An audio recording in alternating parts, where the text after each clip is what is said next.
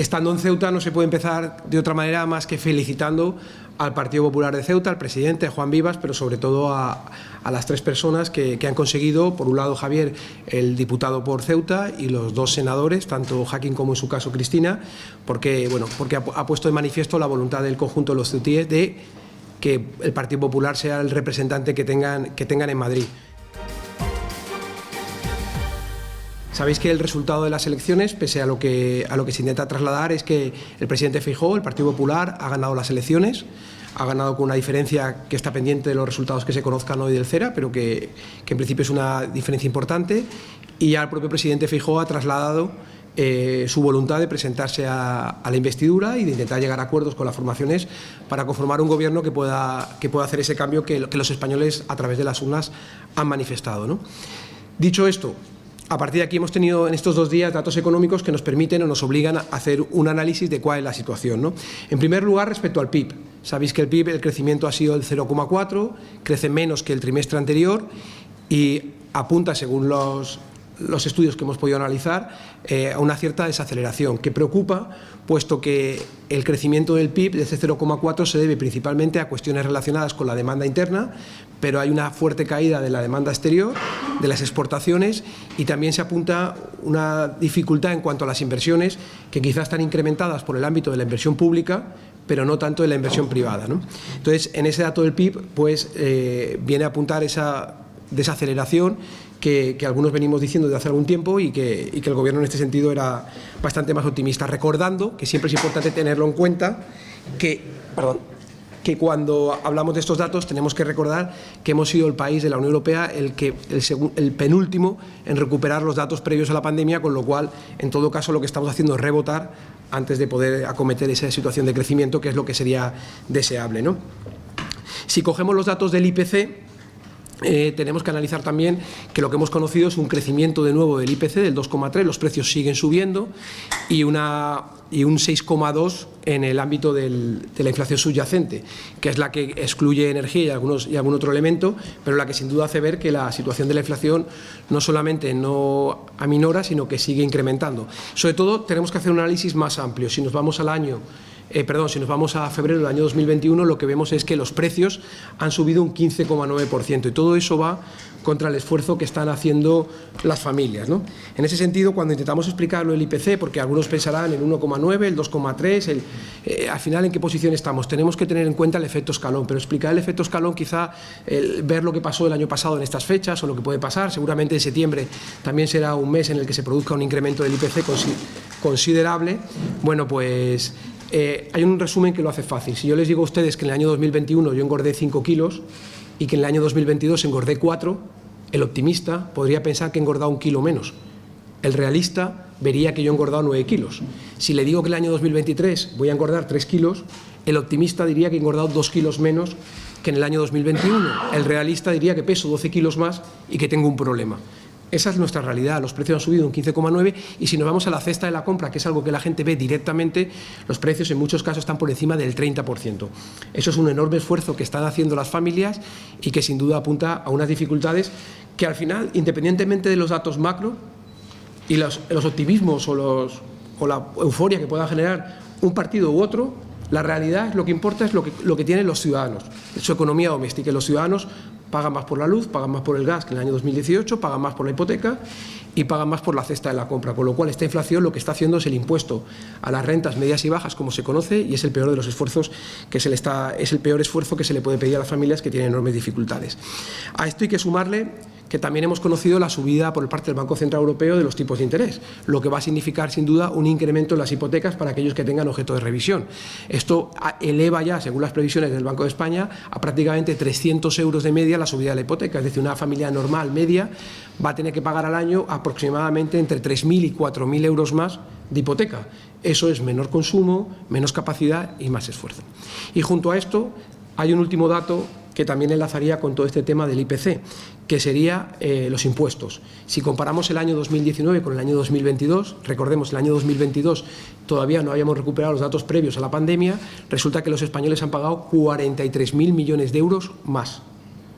Es decir, sin mayor economía, 43.000 millones de euros más. Esos son impuestos que sacamos del bolsillo de los españoles para llevar a las arcas públicas, pero si a eso le sumamos la inflación, si a eso le sumamos los altos costes de la cesta de la compra, etcétera, sin duda es un mayor esfuerzo que se le está pidiendo, que creemos que hay que cortar, ¿no? Junto a esto, si también nos acercamos a la adenda del plan de recuperación, podemos observar que junto a lo que ya venía en el plan de recuperación del pago de las autovías, que el Gobierno ha negado, pero que está en los papeles, que si alguno tiene dudas se lo puedo enseñar para que lo puedan ver, se le suma también que en la adenda el Gobierno ha anunciado que va a eliminar incentivos y beneficios fiscales que existen en los impuestos, principalmente en el IRPF, en sociedades y alguno más, y habla de un orden de 30.000 millones de euros, con lo cual, si los españoles tienen la inflación, si los españoles tienen la subida de la hipoteca, si los españoles tienen 43.000 millones más de impuestos, si además el Gobierno les va a cobrar por la autovía, si además el Gobierno les va a quitar beneficios e incentivos fiscales en el entorno de los 30.000 millones de euros, como ha reflejado la adenda en esa revisión que quiere hacer, pues hombre, yo creo que alguien se tiene que empezar a plantear que quizá el esfuerzo es que alguien no debe pedirle más esfuerzo a los españoles teniendo, por ejemplo, 22 ministerios. Alguien no puede pedirle más esfuerzo a los españoles sin hacer un control de ese gasto político superfluo, ¿no? Y eso, de alguna manera, es lo que nosotros venimos reivindicando y por lo que creemos humildemente que los españoles han confiado en Feijóo y que por eso Feijóo ha ganado las elecciones. Porque los españoles piden un cambio importante para que se produzca una mejora en su día a día o en la situación. Y junto a esto hemos conocido los datos de la EPA. En los datos de la EPA, nosotros venimos diciendo en cualquier dato que sale de la EPA o del INE que con que se cree un puesto de trabajo es una buena noticia. Es verdad que este dato pudiera parecer mejor por los 600.000 puestos de trabajo, números redondos, y por la reducción de desempleo.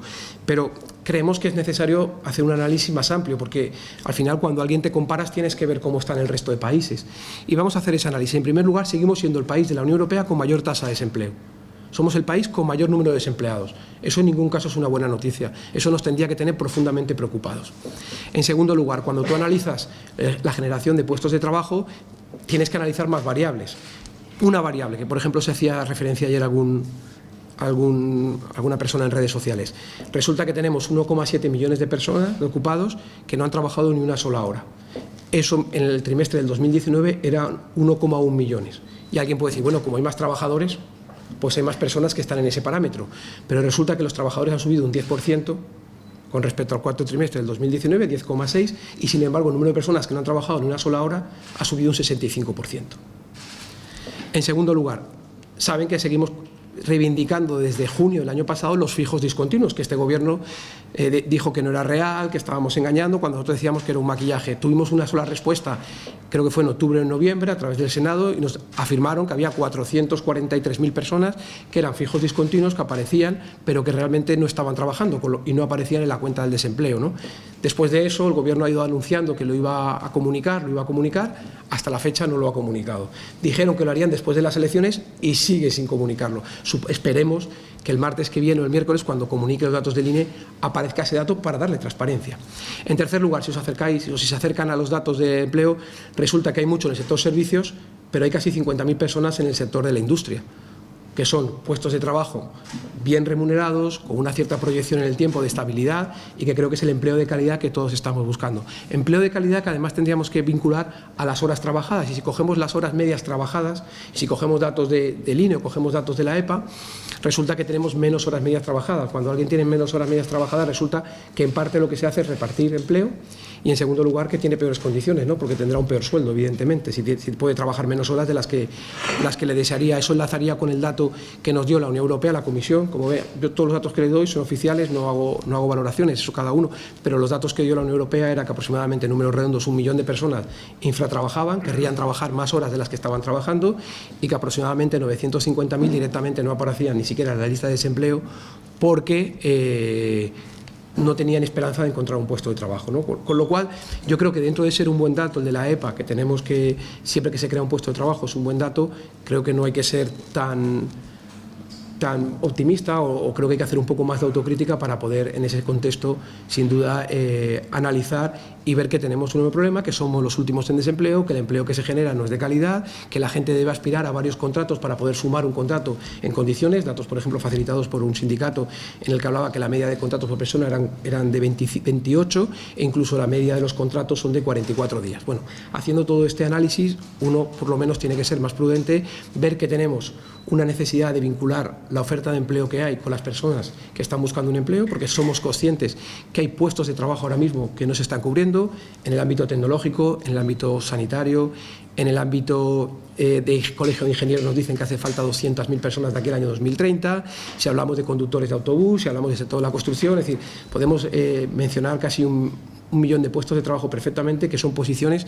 que ahora mismo no están cubiertas y sin embargo tenemos, bueno, según el dato oficial o si queremos coger con fijos discontinuos o con otras previsiones, en el entorno de más de 3 millones de personas que aspirarían a tener un puesto de trabajo y que ahora no lo tienen. Y yo creo que eso debe ser sin duda el gran objetivo, lo decimos nosotros y lo marca la AIREF, por ejemplo, cuando dice que invertimos 2.900 millones en políticas activas de empleo para colocar 2 personas en el SEPE de cada 100 puestos de trabajo que se crean en España, o que invertimos 17.000 millones en prestaciones por desempleo, incentivos a la contratación, en total 20.000 millones de euros, números redondos, para ser los últimos en la posición del desempleo en Europa, ¿no?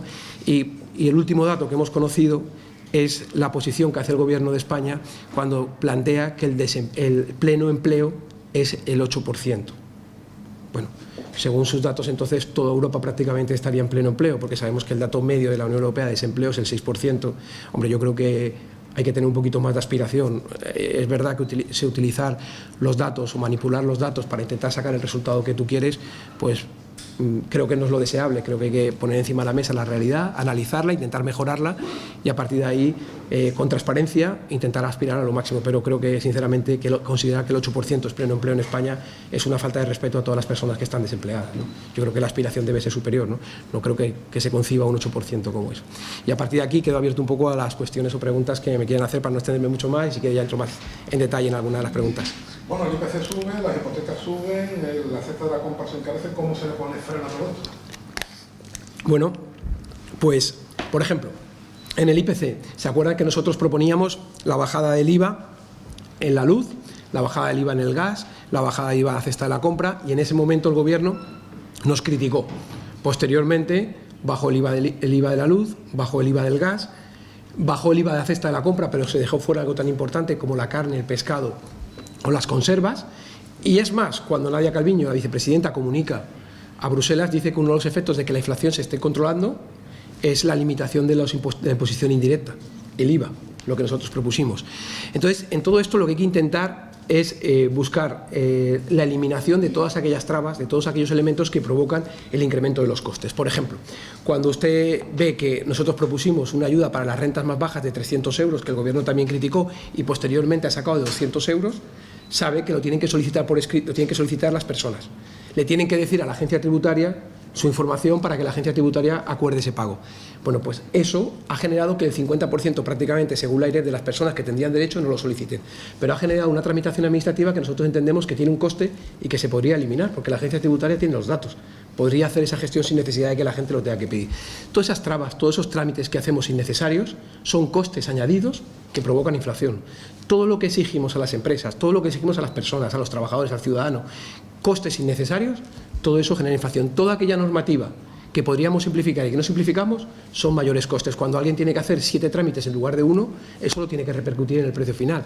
Y además, si ustedes se van a la página 55 del Plan de España 2050 del Gobierno de España, cuando el Gobierno del PSOE hace referencia al año 98 a lo que se hizo con la entrada en el euro, que creo que todo el mundo compartirá, que eso lo hizo el Partido Popular, estaba gobernando en el año 98 el Partido Popular, uno de los elementos que dice es que gracias a la gestión que se hizo desde el Partido Popular se consiguió reducir la inflación, con lo cual creo que hay fórmulas para hacerlo y luego además que nosotros ya lo hemos hecho, incluso el propio Gobierno reconoce que nuestra gestión permitió esto, ¿no? Entonces yo creo que este tipo de fórmulas que hemos ido proponiendo a lo largo de toda esta de los últimos 15 meses, todas esas propuestas que hemos hecho van orientadas en esa línea, ¿no? Y lo que seguro que no lo arregla es queriendo maquillar y decir que está bien.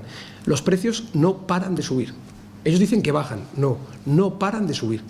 Subirán más, subirán menos y desde octubre del 21, en octubre no estaba la guerra de Ucrania, los precios han subido un 15,9. Si cogemos la cesta de la compra, un 30. Entonces, en vez de dedicarnos a hacer conflictos o confrontaciones, quizá lo que hay que hacer es sentarse y buscar soluciones, que yo creo que las hay. Y una opción también es, si los precios suben, intentar ayudar a las familias, no exigiéndole 43.000 millones más de impuestos, no exigiéndole el pago de la autovía, no exigiéndole 30.000 millones más, no exigiendo, sino intentando hacer un equilibrio en ese camino para que las familias puedan soportar mejor esta situación y esta presión que tiene ahora mismo. ¿Es factible una investidura de Feijóo, si por el contrario, diciembre o primeros de año estamos otra vez? Bueno, nosotros... ¿O una investidura de Sánchez? Sí. Bueno, son los tres escenarios en los que nos podemos mover ahora mismo. Esos tres que ha planteado son los que tenemos. ¿Cuál es nuestro planteamiento como Partido Popular? Lo ha dicho el presidente Feijóo abiertamente. Él se quiere presentar a la investidura, él quiere intentar encontrar esos partidos que nos acompañen para conformar la mayoría que resulta necesaria. Es verdad que hoy hay el recuento del CERA que puede provocar algún cambio en el resultado final. Si se produce ese cambio también puede provocar que no valga con una abstención, sea necesario un voto positivo de algún partido, es decir, puede producir alguna incidencia, pero lo principal es que nosotros ahora mismo tenemos la oportunidad porque somos el partido que ha ganado las elecciones. Nunca hasta ahora en la historia de este país el partido que no ha ganado las elecciones a nivel general ha gobernado, siempre ha gobernado el que las ha ganado, parece la lógica, ¿no? Ha sido así, salvo la situación de la moción de censura, pero bueno, al fin y al cabo hay una moción de censura.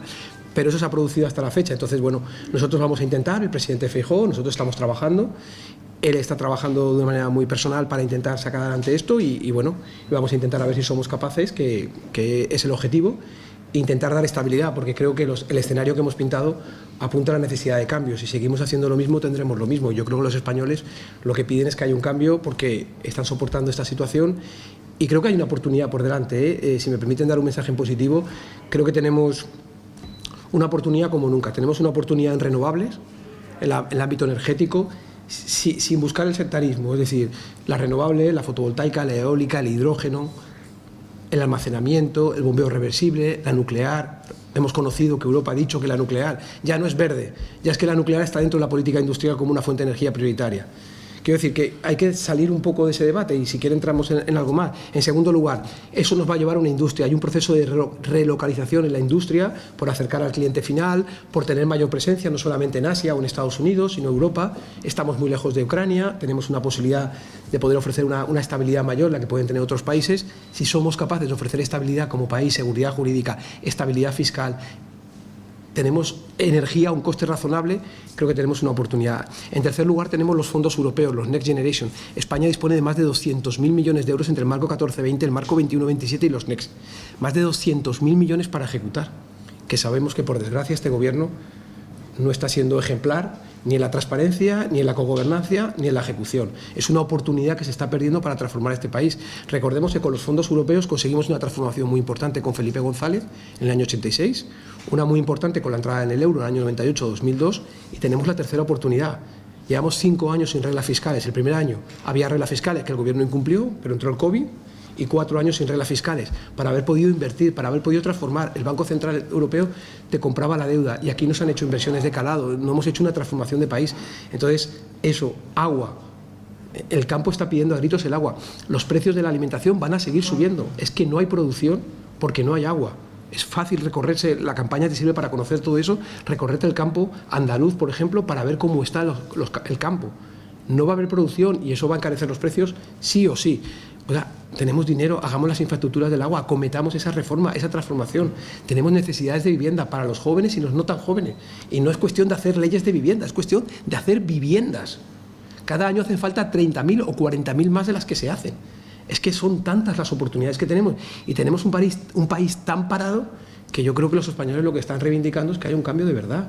O sea, que haya un cambio a una gestión diferente, que haya un cambio a la gestión. No un cambio a los titulares. Lo que le digo, creo que lo simboliza muy bien. No hace falta una ley de vivienda, o sí, no lo sé. Pero lo que sí que hace falta seguro son viviendas. Necesitamos viviendas. No discursos o confrontaciones, necesitamos hacer viviendas. Sentarnos a trabajar todos conjuntamente, sector público, sector privado, Estado, comunidades autónomas, ayuntamientos, para darle un empuje para que la gente joven y la no tan joven tenga la oportunidad. Porque hay una dificultad, hay 30, 40.000 viviendas menos cada año. Eso eleva los costes, eleva los precios y además nos resta actividad económica, generación de impuestos y generación de empleo, ¿no? Que yo creo que al final lo más importante de todo esto, y yo creo que por primera vez hemos conseguido que la izquierda también lo reconozca, que la mejor política social es el empleo. Y hacia eso deberíamos aspirar, ¿no? Yo solo hago una cosita. ¿Por qué el principio de que el gobierno de la lista más votada sirve para el gobierno central y no sirve, por ejemplo, para Extremadura? No, yo lo que he dicho en todo caso es que en España nunca ha gobernado a nivel nacional la lista más votada. O sea, nunca ha dejado de gobernar, la lista más votada. Siempre el que ha ganado las elecciones ha sido el que ha gobernado. No creo que conozcamos ningún caso distinto. El presidente Feijóo se lo ofreció desde el primer momento y no lo aceptaron. Por eso ahora mismo tampoco lo aceptan, ¿eh? Yo estoy diciendo que nunca en España ha gobernado el que no ha ganado. Pero está claro que esa pregunta tendría sentido si el PSOE hubiera dicho: yo reconozco la victoria del Partido Popular, que por cierto todavía no ha felicitado al presidente Feijóo, bueno, es respetable.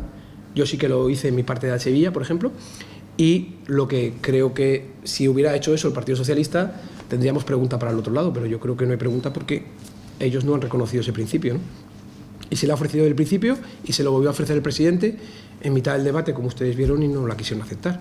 Pero vamos, que yo el principio es, nunca en España ha gobernado el que no ha ganado las elecciones. Pero sería reversible, quiero decir, si el PSOE al final aceptara ese principio, ¿devolverían a gobernar el presidente? Bueno, primero el PSOE no ha mostrado ninguna voluntad de hacer eso, a partir de ahí ya queda poco más que plantear, ¿no? Porque, repito, ni siquiera ha felicitado al presidente o ha reconocido la victoria del Partido Popular, ¿no? Es que el Partido Popular ha ganado las elecciones. Feijóo por tercera vez ha ganado las elecciones. Las ganó en Andalucía, el Partido Popular le ganó al Partido Socialista con una mayoría suficiente, ha ganado en las autonómicas y municipales, creo que de una manera muy importante, y ha vuelto a ganar las elecciones nacionales. Con lo cual, cada vez que el presidente Feijóo se ha presentado frente a Sánchez, los españoles han decidido Feijóo.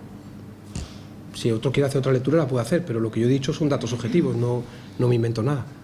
A partir de ahí, por eso el presidente Feijóo entiende que con ese respaldo de los españoles, con tener 14 comunidades autónomas, contando Ceuta y Melilla dentro de esas 17 más 2, tener 14, hombre, algún pronunciamiento han tenido los españoles, ¿no? Independientemente de que te falten 5 o 6 para poder conformar eso, que es lo que el presidente de alguna manera está trabajando para intentar conseguir, ¿no? Que es la aspiración en la que se está ahora mismo. ¿Cómo valora la liberación de suelo militar? Bueno, yo creo que, fíjate, dentro de los elementos que se tienen que hacer, esa es una parte fundamental, ¿no? La vivienda es una necesidad en toda España.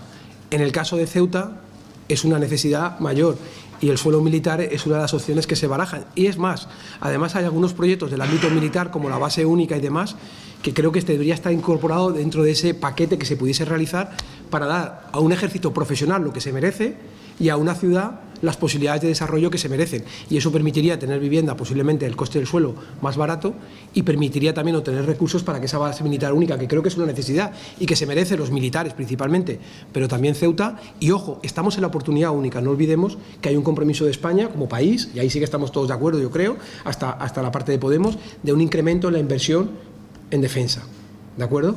Pues es la oportunidad. Si va a haber un incremento en defensa, si los próximos años van a ser de inversión en defensa, en tecnología, en innovación, en todo lo que es la mejora de nuestro ejército y nuestras capacidades, pues yo creo que sería el momento perfecto para acometer eso que usted planteaba, que es liberar suelo y dotarle también de esa base única y mejorar las capacidades que tienen, que yo creo que se lo merecen y yo creo que es bueno para nosotros como país, ¿no? Y necesario.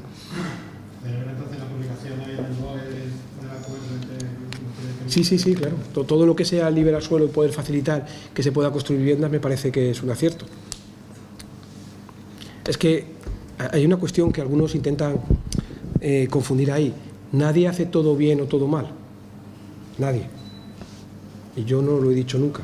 De hecho, me han preguntado y si quieren les vuelvo a decir algunas cosas que creo que se han hecho bien por el gobierno actual.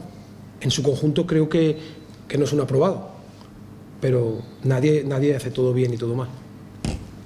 En el hipotético caso de que Núñez Feijóo lograra investirse presidente y formara gobierno, ¿cuánto tardaría el Partido Popular en revertir la situación de las bonificaciones en las cuotas a la seguridad social? Bueno, eso es una reivindicación que además creo que tendría la mayoría absoluta o unanimidad, ¿no? Porque el Partido Socialista las ha prometido, pero no lo ha hecho, ¿no? Entonces yo quiero pensar que independientemente de que el Partido Popular ya se ha comprometido a hacer eso, estoy convencido que el Partido Socialista lo va a hacer, por el bien de Ceuta, porque si no lo hace, Ceuta va a tener un problema. Y yo creo que eso no es lo deseable. No solamente hay que hablarlo, es lo que le decía, aquí no es cuestión de titulares, aquí es cuestión de hechos. Y yo espero y estoy convencido que lo van a hacer. Me costaría pensar que no lo hagan. ¿Por qué no lo han hecho hasta ahora, si llevan desde enero para hacerlo? Eso habría que preguntárselo a ellos, cuáles son los problemas internos que puedan tener. Pero creo que la medida está fundamentada. Recordemos que Ceuta lleva con un régimen fiscal especial desde el siglo XV y creo que eso ha funcionado. Y creo que lo que se está pidiendo y reivindicando es adecuado y acertado. Es algo que se ha hecho con cierto consenso hasta ahora. No entiendo por qué sin consenso se quita y no entiendo por qué si se ha comprometido el Partido Socialista que iba a revertir esta situación no lo está haciendo, pero en todo caso serán ellos los que deben dar respuesta a ello. Yo quiero confiar en que lo van a hacer, ¿eh? Pero aún así, ¿el PP lo haría? Sí, claro. Hombre, si estoy diciendo que, ¿sabes? Entiendo que eso es una necesidad para la gestión de la ciudad, ¿no? De las condiciones. Los que hemos tenido la oportunidad, como saben, de estar aquí, de vivir aquí durante mucho tiempo, somos conscientes de las oportunidades que tiene Ceuta, pero también las desventajas. Y eso lo único que pretende es generar una compensación, una desventaja. Cuando hacemos esto, al final esto es, cuando hablamos de bajar o subir impuestos y esto es bajar, esto no es bajar por bajar, es bajar por subir.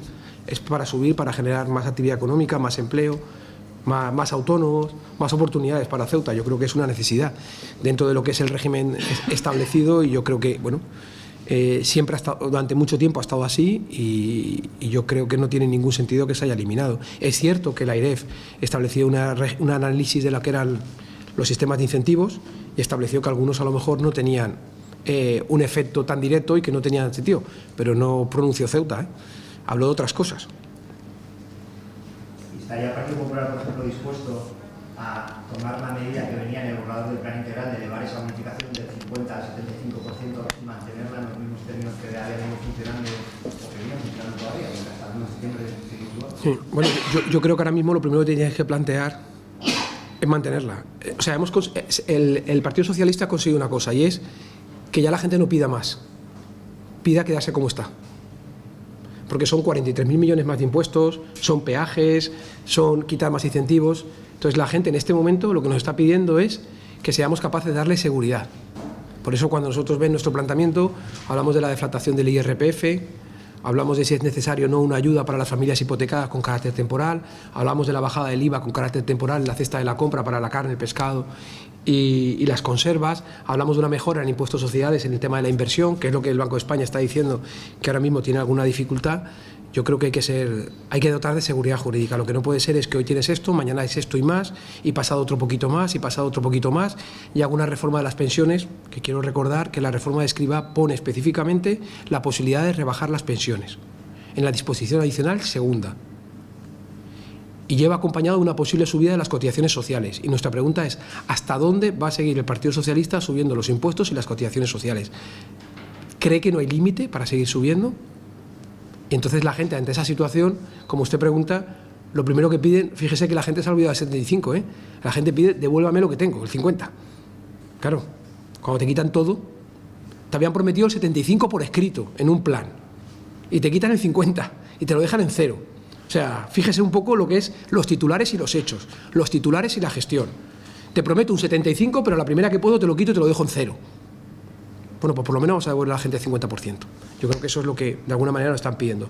La gente ha visto que cuando ha estado el Partido Popular, y recuerden, el régimen fiscal siempre ha ido mejor. La bonificación del transporte ha ido mejor.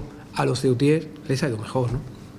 Hablando de la bonificación al transporte, ¿sería factible ponerla en práctica para los no residentes en Ceuta? Bueno, ahí hay alguna fórmula que ha utilizado la ciudad autónoma, ¿no? Y ha tenido éxito. También tenemos que ver cuando llegue el momento la situación que se encuentra, ¿no?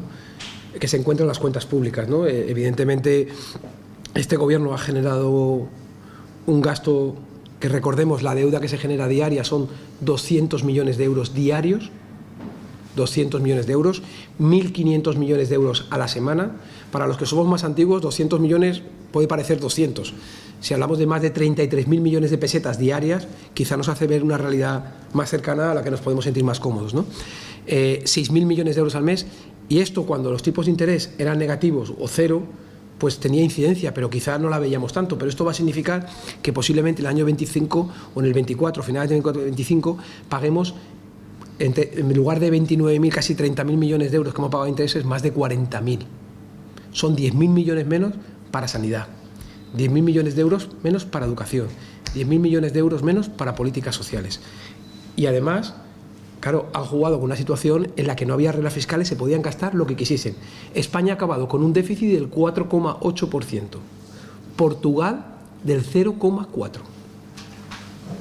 Y ahora Europa dice que ya hay reglas fiscales, claro, porque el resto de países no han disparado de la misma manera, ni siquiera países que están en una situación complicada. Entonces, eso te obliga a, cuando llegues, a hacerlo con la máxima prudencia y, por lo menos, como decía anteriormente Pablo, asegurarle a la gente lo que tenía, el 50%. Si podemos mejorarlo, mejorarlo. Pero ahora mismo la gente lo que nos pide es, déjame como estoy. ayúdame, devuélveme lo que me han quitado, ¿no? Yo creo que eso es un poco el gran objetivo que tenemos que conseguir y luego hacer medidas concretas como la deflactación de la tarifa de IRPF para favorecer a las familias que puedan consumir y puedan compensar esos efectos de la inflación, para ayudar en la cesta de la compra con la carne, el pescado y las conservas, o ayudar a que se produzca o se incentive la inversión muy focalizada en la investigación, el desarrollo y la innovación, para que esa I pequeña se convierta en innovación en una I gigante. Ese es nuestro plan, eso es lo que nosotros hemos puesto por escrito y hemos ofrecido, oye, y cuando hemos ofrecido el IVA nos han criticado y resulta que lo han copiado. Cuando hemos ofrecido la rebaja del IVA hace esta compra lo han criticado, han dicho que no se podía y lo han copiado. Cuando dijimos de poner una ayuda directa a las familias que más necesitadas estaban, también lo criticaron y lo han copiado. Cuando dijimos de hacer un aval para los jóvenes para que pudiesen adquirir una vivienda de un complemento del 15 o 20% del aval, nos critican y lo han aprobado hace 3 semanas, 2.500 millones para avales. Oye, pues a lo mejor las propuestas que hace el Partido Popular no son tan malas, porque las acaban primero insultando, criticando y posteriormente copiando, ¿no? A lo mejor si fueran capaces de sentarse a dialogar, encontrarían que no todos hacemos las cosas bien, todo, pero tampoco todo mal, que tenemos propuestas que funcionan y que valen y que cuando las aplicamos a los españoles les va mejor.